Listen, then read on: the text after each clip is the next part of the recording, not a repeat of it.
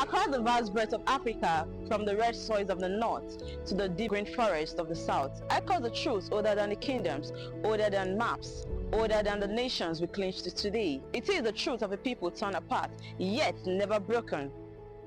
A truth of children stolen by force, scattered by violence, renamed by conquerors, yet still bound by memory, by blood and by spirit, to the land that first breathed life into them. Today, Africa is rising to reclaim her stolen sons and daughters. Nigeria is awakening to the call of history, to the unfinished story of a people whose cries still travel across oceans. And as we gather voices from every corner of leadership, academia, activism, governance, and community, we stand at the crossroads of healing and rebirth. To bring clarity to the complexities of reintegration and nation building, we turn to one whose expertise grounds this movement in evidence and strategy. Today we have Dr. Morel, the United States and Canadian Ambassador for AFRIDIL, the African Diaspora Union, a man whose voice and advocacy are shaping a bold conversation about identity, history, and belongings. Dr. Morel is championing a bill seeking to restore Nigeria citizenship to African Americans, a proposal rooted in history but alive with vision for the future. Dr. Morel, it is an honor to have you here. Thank you. It's an honor to be here. You're welcome. So, Dr. Morel, what inspired you personally to take up the course of reconnecting African Americans to Nigeria through citizenship? Okay. Two things. A number of things. Number one is that since my college days, I've always had a real close connection to Nigerians. One of my best friends in college was from Nigeria.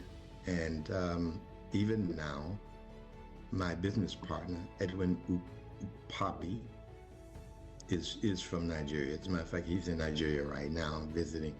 And so I've had an opportunity to engage with Nigerians and to develop a fondness for Nigeria. Okay. But a couple of other things happened that became very significant to me. Even up to now, everyone that I've talked to have been very positive. So it's a cultural awareness, growing cultural sensitivity on both sides. There's certainly cultural traditions that Nigerians have among different tribes. And so it's being sensitive to those traditions if you're going to live among those people. It's also important for Nigerians to be open to others coming and helping to make an impact. Some of them use their skills to make it better. A lot of countries have done that. And so we just have to be open to that. Oh, that's cool. Okay, what mechanisms are being proposed to ensure transparency, fairness, and accountability in implementing this citizenship restoration process? Well, I think the process look at where it is now. The bill has gone through 2 Senate hearings, and it's now going to the public. There's arguments. So, why would we think that this won't create some arguments and some pushback? From my first time being there in Nigeria, talking about it, even up to now, everyone that I've talked to have been very positive. People see this as symbolic rather than practical. Yeah. Yeah. No, I'm saying I haven't ran into much resistance. Okay. Most people have been very positive and enthusiastic about it. I've talked to Nigerians out here in the U.S. Well, I certainly believe that all sides will gain. I think there's a lot that people who have spent time, I've spent a lot of time in Africa. I've lived in South Africa and I've spent extensive time in Ghana, and I've been back and forth to Nigeria, and I've been in Zimbabwe, and I've been to Togo, and I spent time in Benin. And what I do know is that, number one,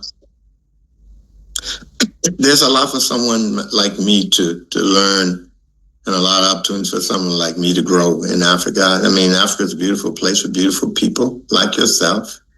And it's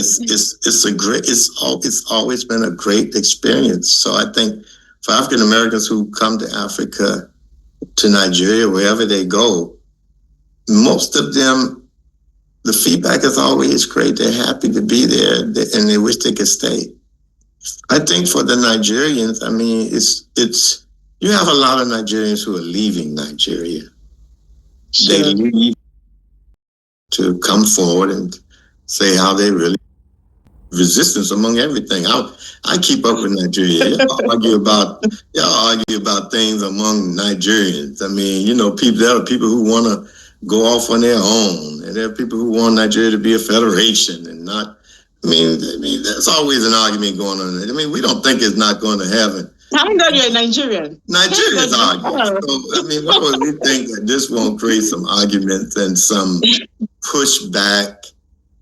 You know better than that. We're not that naive. Yeah, certainly. Now, I want to put this to you, right? So, what kind of resistance or misconception have you faced? And how do you address critics who sees these as symbolic?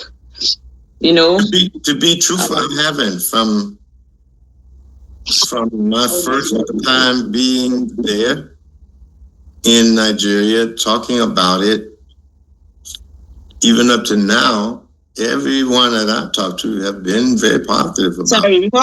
I've been to Nigeria 3 or 4 times in the past 2 years. I mean, it's been extremely positive. They've allowed themselves to tap into a resource of people whose ancestry proves they're Jewish. And some of them have been able to come back and live in Israel permanently. Some of them have dual citizenship, and they are able to spend time in Israel and spend time in the U.S. and go back and forth and do business and etc. And that's been great for the Israeli economy. I think the Israeli economy are those people who have those dual citizenships. So I think it can work. Certainly, Ghana has been very open with the law of return. And people are coming. I have some friends there building schools and building farms and building communities. So, I mean, do you want that, or would you prefer that we, join your brothers and sisters who keep leaving Nigeria and turn our backs? Yeah, the goal is to join us, invest here, and create job opportunities. Can I come and join Mary? Can I come and join Mary and do business? Sure, I'm here. You can. In fact, I'm welcoming you anytime, any day. You can come. You know that they celebrate when they leave Nigeria. Yeah. It's like they won a lottery when they gain visas or when they get visas to leave the country. And we're so hardworking. So nature in human, whereby you want other people to do this thing. You want it, but I don't want to be the person, right, to go forward and make it work. So they want people to do it for them. It's not like they don't want to embrace their country. It's not like we aren't proud of our country. Of course, I am a proud Nigerian. Yes. So they want people like you that are actually at the forefront trying to make this work. And you will see that a lot of people will embrace this, just as we are doing already. Because after this interview, I believe you're going to see the ideas of every other person, their view about this. So you know that you're not alone. You're going to see different views from different people, what they think about what we're doing here today.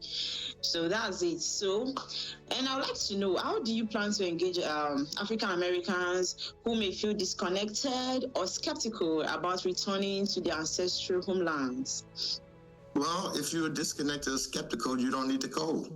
Because there's enough people who are not skeptical, and there's enough people who are not. I'm not trying to convince the skeptics. Okay. I'm trying to open doors for the people who have the passion. The people who have the passion, who have the vision. I'm not trying to convince the skeptics. There are people who don't want to go, they don't have to go.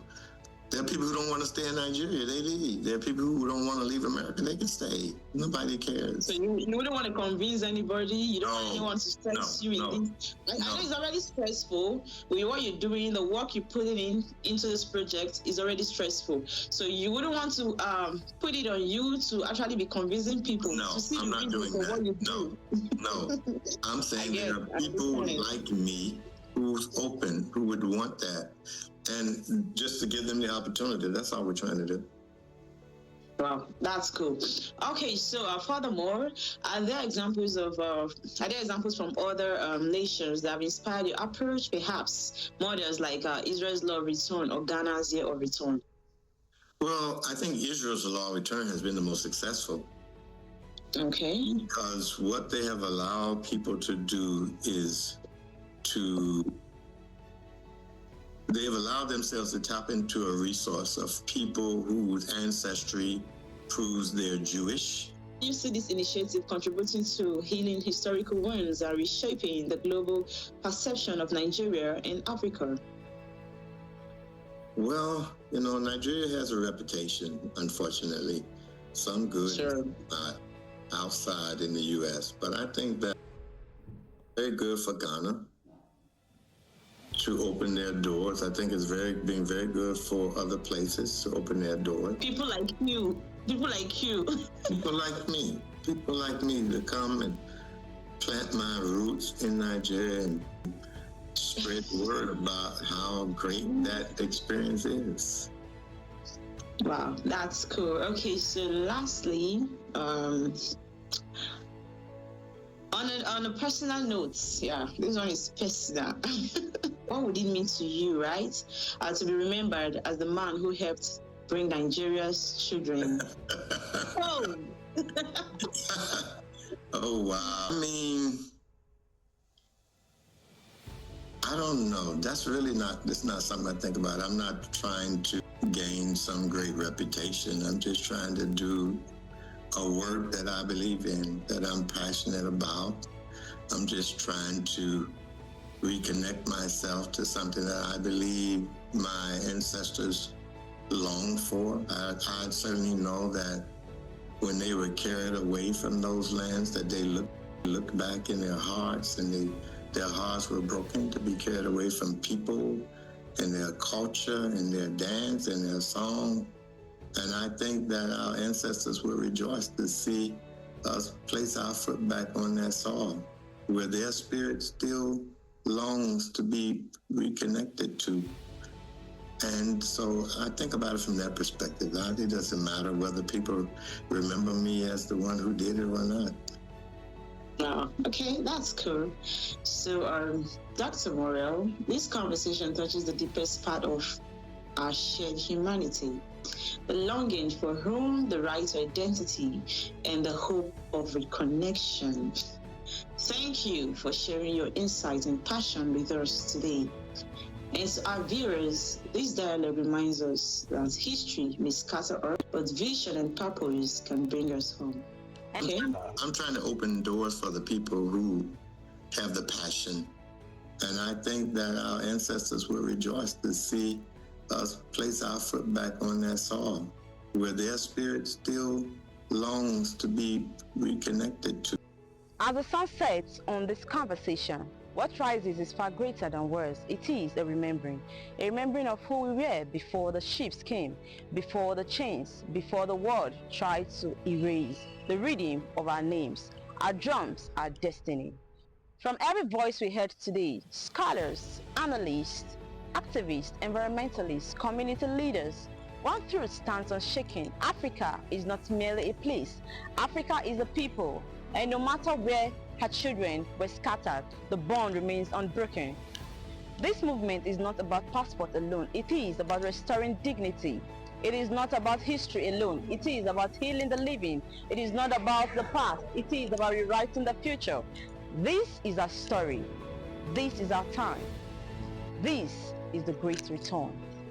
Special thanks to Dr. Morel for their contributions on this project.